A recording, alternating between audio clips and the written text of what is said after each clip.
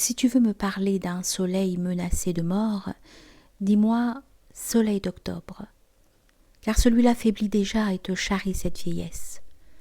Mais soleil de novembre ou décembre appelle l'attention sur la mort et je te vois qui me fait signe. Mais tu ne m'intéresses pas. Car ce qu'alors je recevrai de toi, ce n'est point le goût de la mort, mais le goût de la désignation de la mort. Et ce n'était point l'objet poursuivi. Si le mot lève la tête au milieu de ta phrase, coupe-lui la tête, car il ne s'agit point de me montrer un mot. Ta phrase est un piège pour une capture, et je ne veux point voir le piège.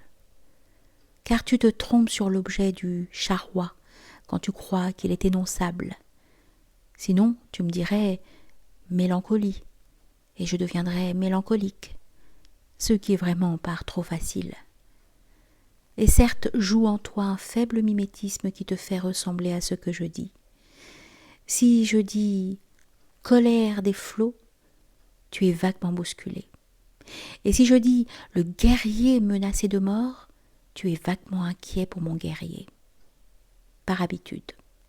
Et l'opération est de surface. La seule qui vaille est de te conduire là d'où tu vois le monde comme je l'ai voulu. Car je ne connais point de poème ni d'image dans le poème qui soit autre chose qu'une action sur toi. Il s'agit non de t'expliquer ceci ou cela, ni même de te le suggérer comme le croit de plus subtil, car il ne s'agit point de ceci ou de cela, mais de te faire devenir tel ou tel. Mais de même que dans la sculpture, j'ai besoin d'un nez, d'une bouche, d'un menton pour les faire retentir l'un sur l'autre et te prendre dans mon réseau, j'userai de ceci ou de cela que je suggérerai ou énoncerai pour te faire autre devenir.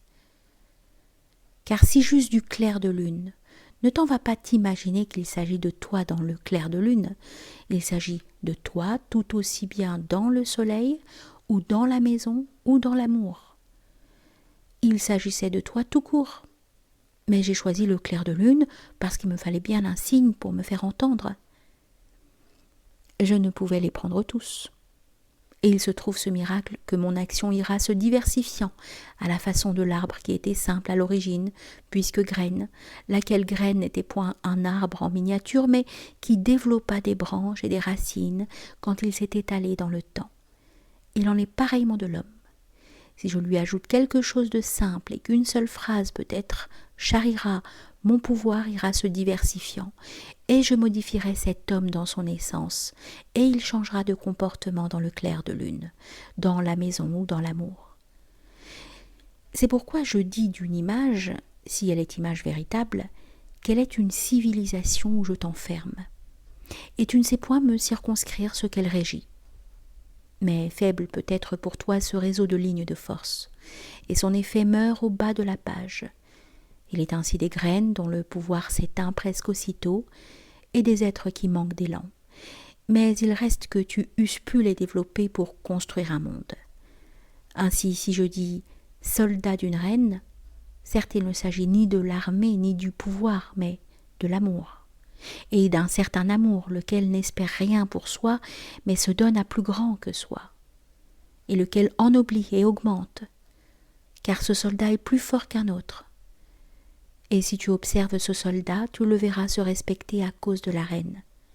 Et tu sais bien aussi qu'il ne trahira pas, car il est protégé par l'amour, résidant de cœur en la reine.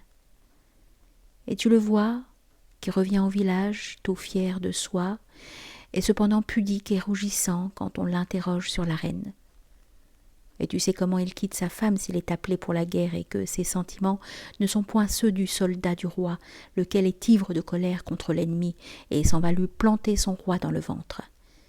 Mais l'autre va les convertir, et par l'effet du même combat en apparence, les ranger aussi dans l'amour. Ou encore, mais si je parle plus loin, j'épuise l'image, car elle est d'un faible pouvoir. Et je ne saurais te dire aisément quand l'un ou l'autre mange son pain, ce qui distingue le soldat de la reine du soldat du roi. Car l'image ici n'est qu'une faible lampe, qui bien que comme toute lampe, elle rayonne sur tout l'univers, n'illumine que peu de choses pour tes yeux. Mais toute évidence forte est une graine dont tu pourrais tirer le monde. Et c'est pourquoi j'ai dit qu'une fois semée la graine, Point n'était besoin d'en tirer toi-même tes commentaires, de bâtir toi-même ton dogme et d'inventer toi-même tes moyens d'action. La graine prendra sur le terreau des hommes et naîtront par milliers tes serviteurs. Ainsi, si tu as su charrier dans l'homme qu'il est le soldat d'une reine, naîtra en conséquence ta civilisation. Après quoi, tu pourras oublier la reine.